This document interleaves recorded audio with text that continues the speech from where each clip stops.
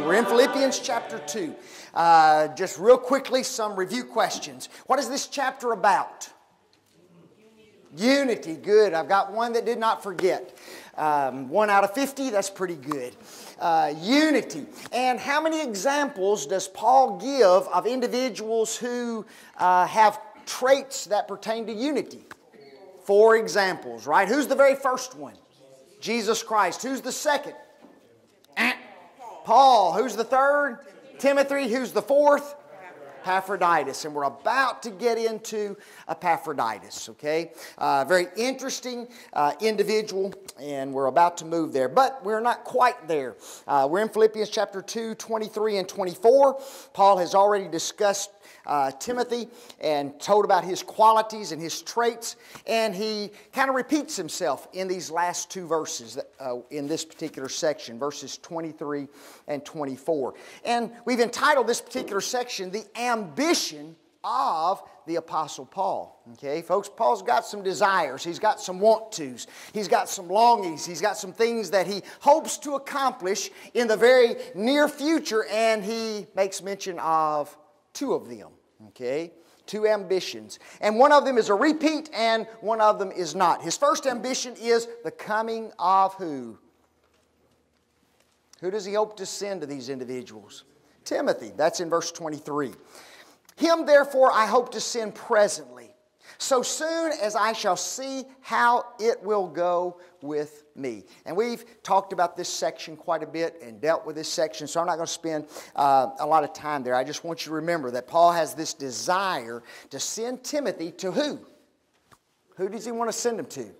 To the Philippians, okay? And one of the reasons is that he has no man like-minded who will naturally care for their sakes, okay? Timothy is a very unique individual, man like-minded with the Apostle Paul, has the same love, the same care for these individuals, and they know Timothy well as well, don't they? He says, I hope to send him presently, and folks, that word presently means immediately, okay? Now before, he said, I hope to send him when? Shortly. Now he says, I hope to send him presently. The first time, he didn't qualify it, did he? He says, I just hope to send him shortly. Now he says, I hope to send him immediately, but he qualifies it, doesn't it? As soon as what? I shall see how it goes with me. What's up with Paul? Yeah, he's in prison, is he not? And has he already stood once before the Roman authorities? Oh, yes. And he's got to go back, doesn't he? And is it life or death? Could be, couldn't it? He seems to indicate that he's going to what? Get out, right? But he's not dead certain of that. Folks, Roman authorities back in that day were very fickle, were they not? And the least little thing that came along could completely change their mind, couldn't it? You know, all that had to happen is Caesar hear a little bit of something bad about the Apostle Paul, and he could change everything immediately and sentence Paul to death, couldn't he? So Paul doesn't know exactly how it's going to go, but he believes that I'm going to be released. Okay? But there's another thing that he has, and I have entitled it, verse 24, the confidence of Paul. Okay? Listen to what he says. But I trust in the Lord that I also myself shall come what? Shortly. Okay? Although he was not totally certain, Paul did think that he would be released and able to return to the Philippians. True or false? True. Okay? No way to be certain about that. Notice what he does though. He says, I trust where? In the Lord. He doesn't say, I trust that I shall see you shortly. That's not what he says, is it? He says what? I trust in the Lord that I shall what? See you shortly. Okay? Folks, his confidence is in who? Is in God. Okay? It's not in himself. It's not in Caesar and Caesar making the right decision. He understands that their ultimate control is in whose hands? Is in God's hands. So that's where he puts his trust, in the Lord. Okay? Had he received any definite revelation about his circumstance? No. Folks, God hadn't come to him directly and said that everything's going to be okay, Paul. Don't worry about it. You're going to get out and everything will be fine. He hadn't heard that from God. But he still put his trust in who to deliver him. He still put his trust in the Lord to deliver him, okay? One individual says this, Paul trusted in the Lord for one outcome, that he would live and be able to see the Philippians again. And the reason for that is this. Number one, he knew the Philippians needed him. Number two, he may have prayed for his release from prison, right? Folks, you get out on your knees and you pray to God for release, then guess what you better do? You better trust in the Lord that He's going to what? Release you. If not, then your prayer means absolutely nothing, doesn't it? Okay? So Paul had probably been praying for his own release. And thirdly, he then trusted God for the outcome. Okay? One man made this point. Some feel they cannot trust God because they do not have any clear guidance from Him. What do they mean? Do they mean they do not hear His voice? I am not talking about that. Do they mean they have not seen any vision? I'm not talking about that either. Do they mean that they have not felt any nudge on their shoulders? I'm not talking about that. Such things would be wonderful if they came to pass, but they may never come to pass. Isn't that right? They may never come to pass. However, we do have the Scriptures. We do have the promises of God. God is all around us. As a believer, I should be trusting God, depending upon Him. The will of God is probably to be found right in my circumstances. I am likely right now to be exactly where God wants me to be. All the way, through all the days of my life, everything is in the hands of who? Of God. You know, we get to a certain point in our lives, and what do we ask? Ooh, is this God's will for me? Don't we? You know, folks, guess what? 24/7, as long as we live, we are living in the will of God, aren't we? That's what this is, isn't it? Okay? Guys, God doesn't come to our lives and tell us every little thing to do anymore, okay? Did He ever come to Abraham and tell him that he needed to leave his home and go somewhere? Yeah, why? Yeah, because God had a plan that He needed carried out, did He not? Okay? The bringing in of the Messiah, the developing of a nation, the giving of a law. He had all these plans. But folks, guess what? Has God brought His will to pass for mankind? Yes. That plan was fulfilled in who? In Jesus Christ. And now He's left us His will as to how to live in this world. And can you do that anywhere, at any time? Yeah, you can do it anywhere, at any time. Well, I don't know if I need to be a brain surgeon or if I need to check out groceries down at the grocery store. Does it matter? No. You think God's going to come along? I think you need to be a checker because you ain't got much of a brain yourself. Folks, God ain't going to do that, is He? If you want to be a brain surgeon, then guess what? You make up your mind, I'm going to be a what? A brain surgeon. And then I live God's will that He's revealed in the New Testament in my life as a brain surgeon every day. But if I choose to be a checker, and there's nothing wrong with a checker, folks. Nothing wrong with that at all. If that's what you choose to do, then guess what? Live your life in the will of God as a checker at a grocery store. Well, should we move to Alaska or should we move to China? Folks, God is not going to come down to you and whisper in your ear, you need to go to China because you don't like cold. Okay? Now that may be the very thing that changes your mind, right? But can you live in the will of God in either place? Yes, folks. You know, we got this thing with God's will kind of wrong, don't we? Okay? We can do the will of God anywhere, anytime, any place, can't we? See? He's given us His will. We know what His will is. And it's right there in the book. Live for God regardless of where you are and what you're doing. Okay? And that's His will for you, isn't it? And the rest of it is what? My decision, isn't it? Okay? My decision. Now, can I pray for wisdom in those decisions? Yes. Somebody may come sit down with me and say, Vic, you don't want to go to China? Right? Okay? I may pick up a book and read about China and I find out, guess what? I need to go to Alaska. Right? But as far as God coming to me and telling me what I need to do, folks, God's left a lot of that now in our power, in our discretion. And all He says is, you be faithful unto me until death. Doesn't matter where you are. Okay? And we can all do that. Okay? Now notice that Paul says that he himself wants to come what? Shortly. Turn over to 1 Timothy 1 verse 3. It seems like Paul made it back to that area. Okay? Where was Philippi located? Does anybody know the big region where Philippi was located? Huh? Asia Minor. No, well, it wasn't classified as that. It's Macedonia. Okay, was the province there, the province of Macedonia. Remember when he had that Macedonian vision? Come over into Macedonia. Guess where he went to?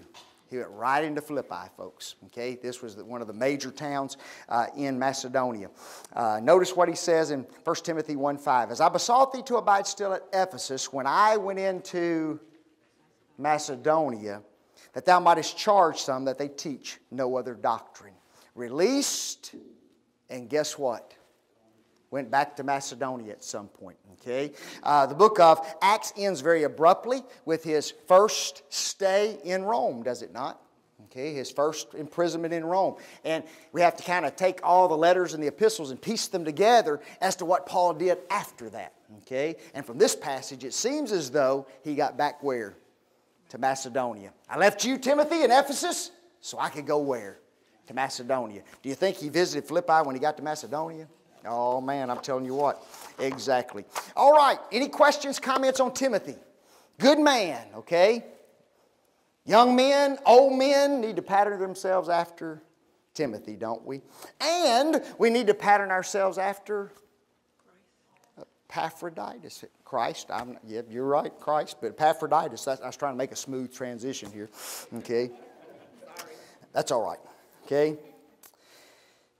Look at Philippians chapter 2, verse 25, okay? Somebody read that to us. Folks, Epaphroditus had been sent by the Philippians to Paul while he was in Rome, okay? While he was in prison. What does the text say? Yes, I suppose it necessary to send to you Epaphroditus, my brother and companion in labor and fellow soldier, with your messenger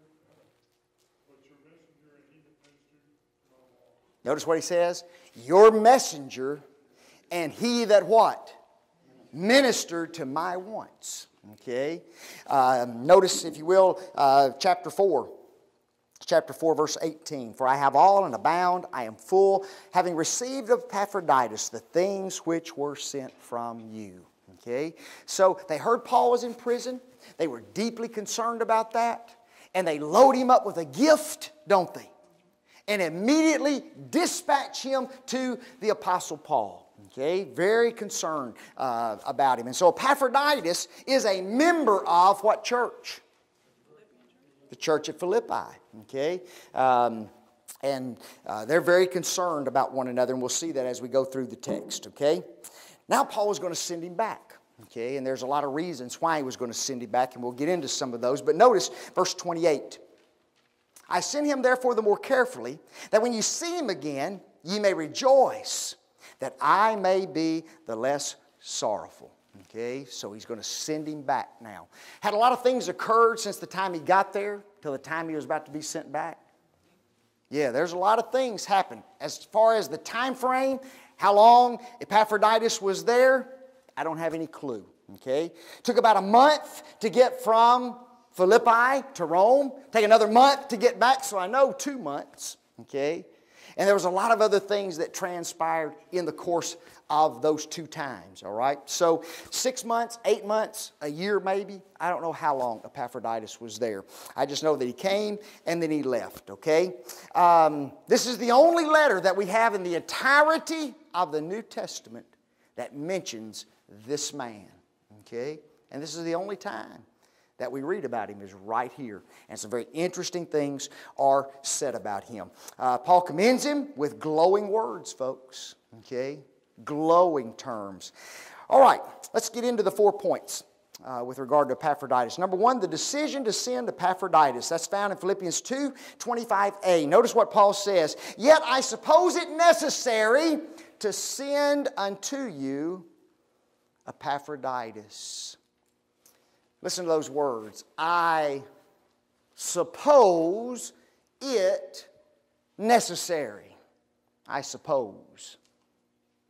Now, when we suppose something, what do? Sounds like a guess, doesn't it? Okay? I suppose, you know. That's not what he's talking about here. Let's look at the word suppose. Okay? It means to deem, to consider. To consider, to deem, to account, to think. Okay? I suppose. Our term has this concept of guessing. In the Greek language, it doesn't carry that definition. Okay? It carries with it the idea Paul sat down and thought about this. Okay?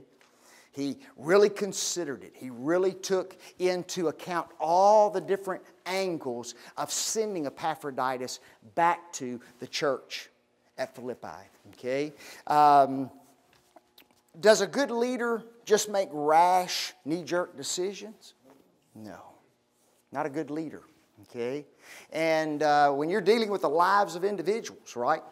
And you're about to do something with an individual, that could be dangerous, that could be bad or good, right? Depending upon who you send, when you send him. Does that take a little bit of deliberation?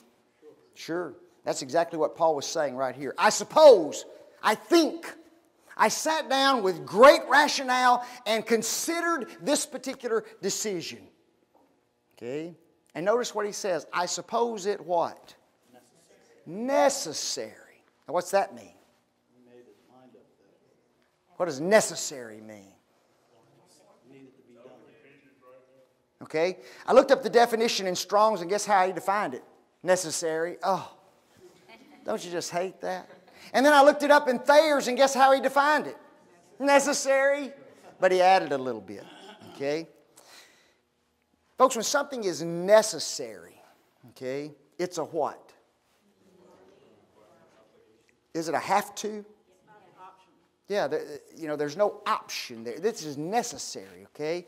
So Paul looked at all the situation with regard to Epaphroditus and sending him and says, when I thought about it, it was absolutely necessary. Okay? Now, what kind of things can be involved in a necessary decision? Well, a lot of things, can it? I can look at my relationship with you, right? I can look at the relationship you might share with the Philippians. Could that be a consideration? Sure. And because of that relationship, it just seemed what? Like the necessary thing to do. Okay? Another individual said that you might need to consider just the law of duty itself. In other words, this is just the right thing to do. Okay? Do you think Paul could have used Epaphroditus? Sure. Guys, he's locked up, isn't he? Paul is. He can't go anywhere, right? And he may have very well needed Epaphroditus right there with him to help him do what needed to be done. But the circumstances at Philippi dictated what? It's necessary for me to let him go. Okay? And so sometimes just the law of duty makes you make a decision out of necessity, right? Can courtesy ever be involved? Sure. You know, this may be the courteous thing to do, right? There's no right and no wrong in it, but this is the most courteous thing that I should do. If I held him back, that would be what? Be selfish on my part. Those people need him. I really need him, but because they need him, I'll let him go. Necessity, okay? Because of his feelings for those other individuals, okay? So there's a lot of different things that could come up. Stewart, in his commentary, gives 7 reasons why Epaphroditus needed to be sent back to Philippi. Okay? 7 reasons. And then I added one. Okay? I added one. So, you know, I'm 1/7 as brilliant as Stewart. Okay? The first reason I gave is this: because he was from Philippi. You know? If you're going to send somebody back to a church, send somebody back that they know, that they're familiar with, that they love, that they care about deeply. So he was from there. Just makes sense, doesn't it? Now let's get into the other ones. Number 1, he needed somebody to carry a letter, did he not? I've got this letter, I've got to get it sent. I can't send Timothy right now. So guess what? Maybe he's the best one to send the letter with, okay? He's got to tie his zippers on his pouches. I don't know. You know, he won't lose the letter. I can trust him to get the letter there. So the letter needed to be sent. Thirdly, Paul and Timothy couldn't go. So I got to send what? Got to send somebody. Next, Epaphroditus was healthy enough to carry the letter. Had that been the case always? No. There's been some problems with Epaphroditus, hasn't there? In fact, some very severe problems with Epaphroditus, but now Paul says what? I can send him. So in other words, he's got his health back. That's good news, isn't it? Next, he missed his church family. Okay? Longest I've ever been away on a mission trip is 2 weeks. Okay? 2 weeks. That's not very long. You know what?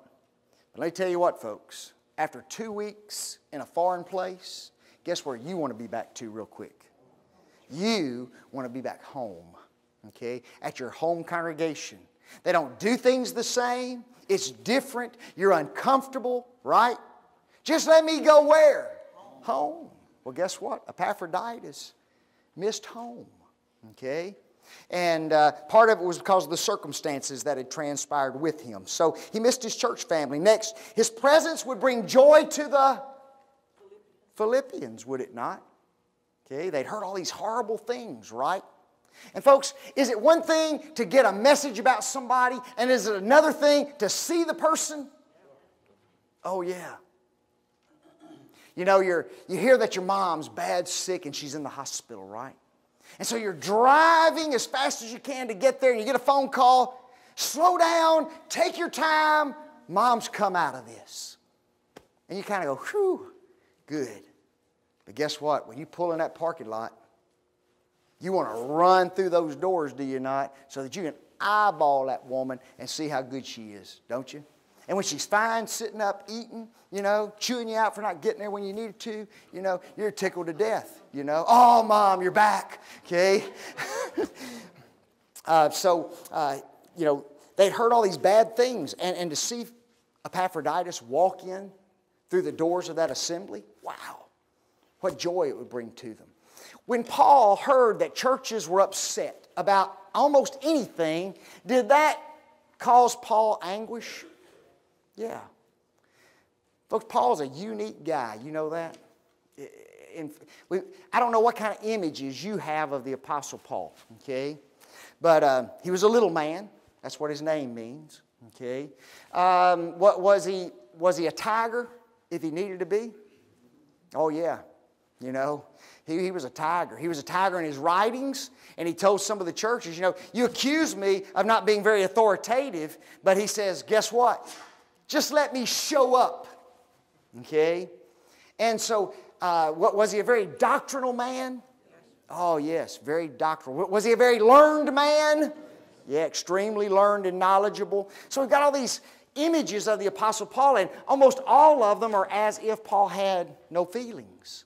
And yet, when you read his writings, that's all he's got for the churches, is all these feelings.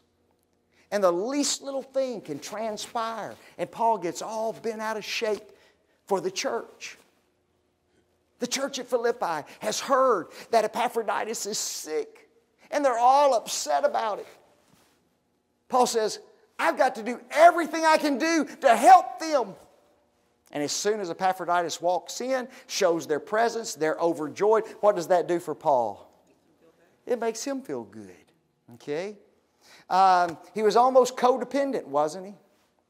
However the churches felt is the way Paul felt. Okay? Can you imagine having established 30 or 40 churches and your feelings are based upon how those churches are doing?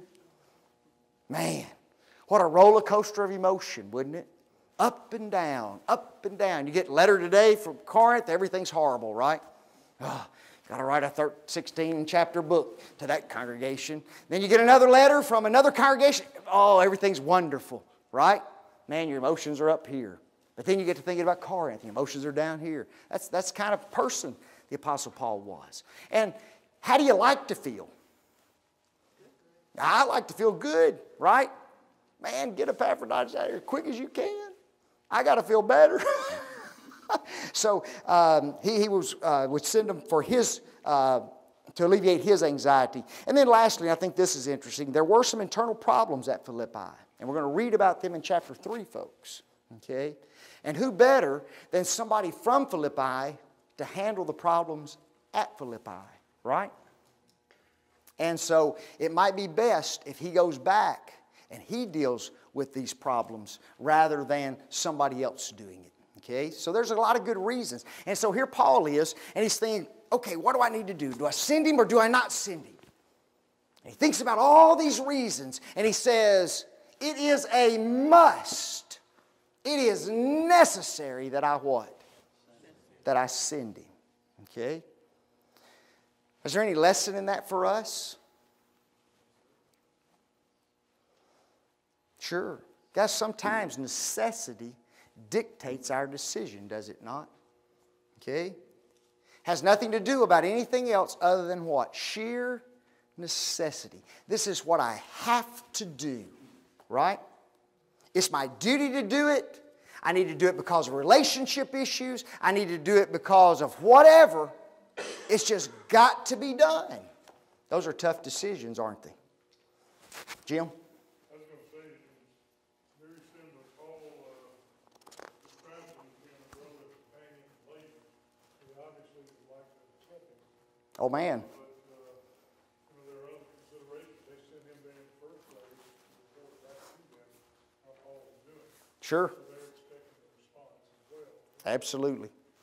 Yep, it's Paul was just, I mean, it was something that he had to do. Whether he wanted to do it or not, he had to do it, okay? And he lets them know that, I suppose, out of necessity to send Epaphroditus to you. Okay, let's talk about his name. Okay, we've already talked about the necessity. Let's look at the name. Epaphroditus, that was your very first question, was it not? And I asked this question, what is the meaning of Epaphroditus? Did anybody look it up? All right, I got a couple. Tamanisha, what'd you get? Lovely. Ugh. How'd you like to be called that as a boy? Okay, he must have been a pretty baby, right? Born, not all wrinkly, okay, not all red, okay, good head of hair. Ooh, my baby's lovely. So I just named him Epaphroditus. You think that's why they did it? What'd you get, Debbie? Charming. Oh, man. That's even worse, isn't it? Okay. Not only is he lovely, he's all babies are charming, aren't they? All they got to do is smile at you. Okay. That's all they got to do. Jim? In the old pagan religion, he was favored by Epaphroditus or Venus. Yes. Folks, his name originates from the Greek goddess Aphrodite.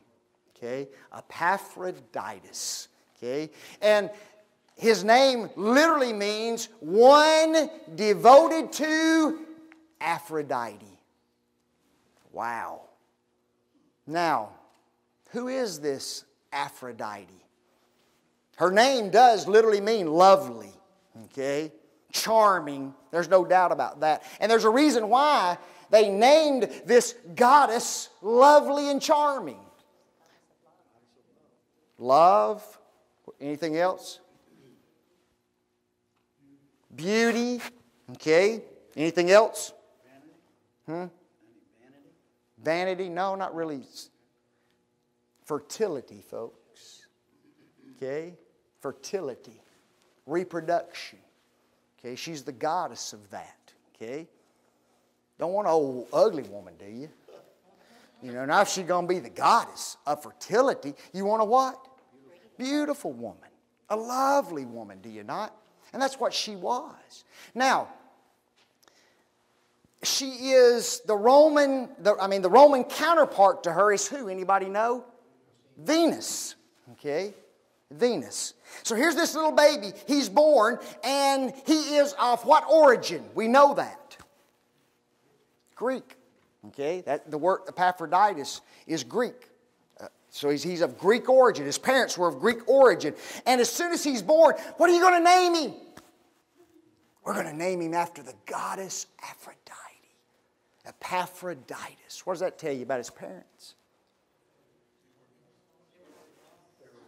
They were pagans, were they not?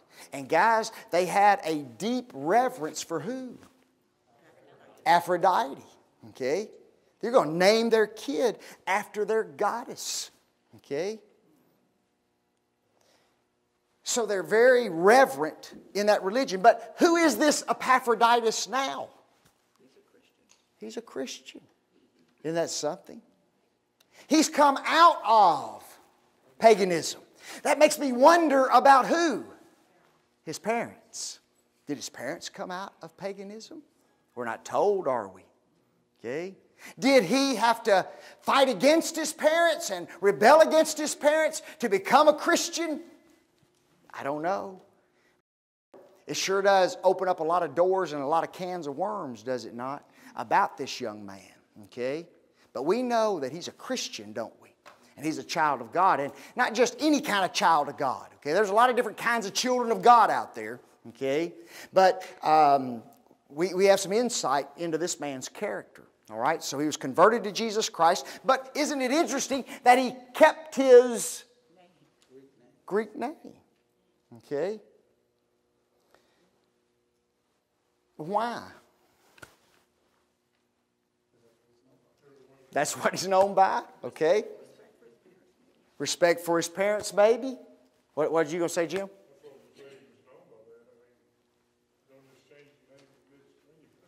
Well, sometimes they did they?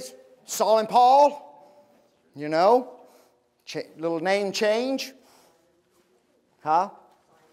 Simon Peter, you know, Abraham, Abram, right? What if he was with the Philippians and they changed his name? Maybe they wouldn't know who he was or who to expect when he went back. Okay. What do names indicate? And I've taught this pretty hard in some of my classes and stuff. I've said this over and over and over. Names were important. They were not just identification tags. They were also indignant of who the person is, right?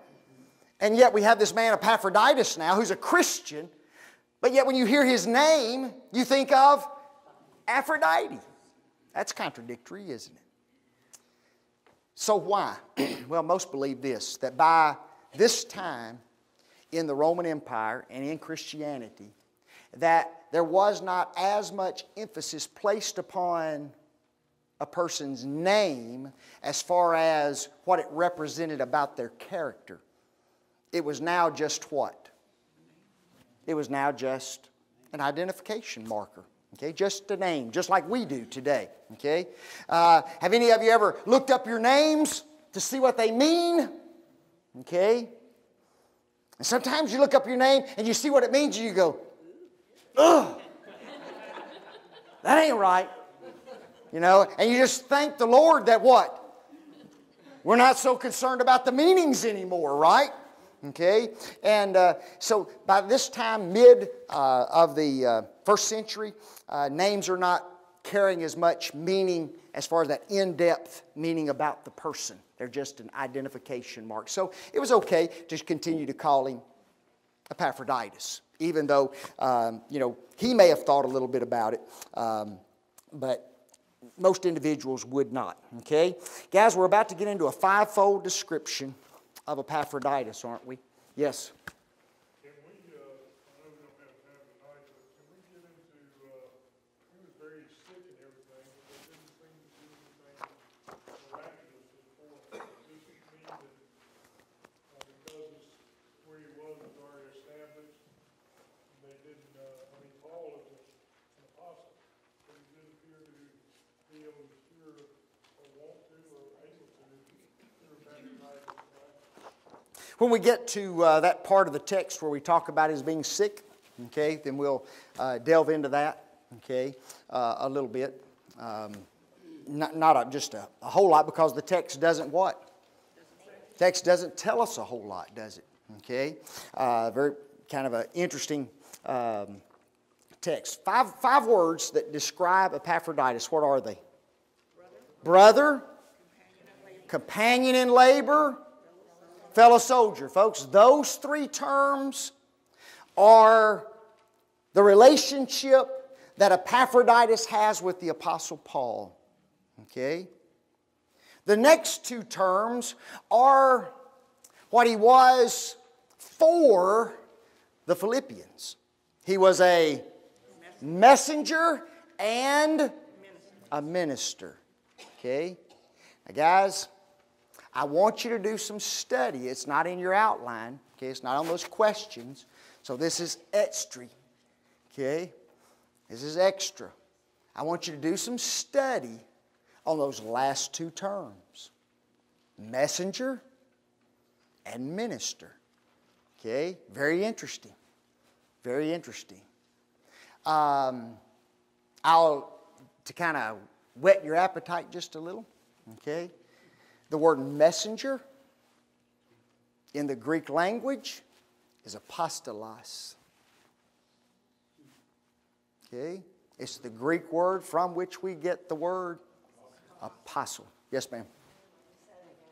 What's that? What's that? The Greek word? The Greek word is apostolos. Apostlos. Apostolos. That's the Greek word for messenger, but it's translated messenger. Okay? Could they have translated apostle? Oh yeah, that's the word. It's just been a transliteration of the term. Okay, so do a little bit of study. And the next term is about as interesting as this one. Okay, doesn't have the same Greek feel to it like this one does, but the meaning of the word, okay, minister, is a very interesting term. So do a little bit of study, and we'll get there next week. Come back. Thank you.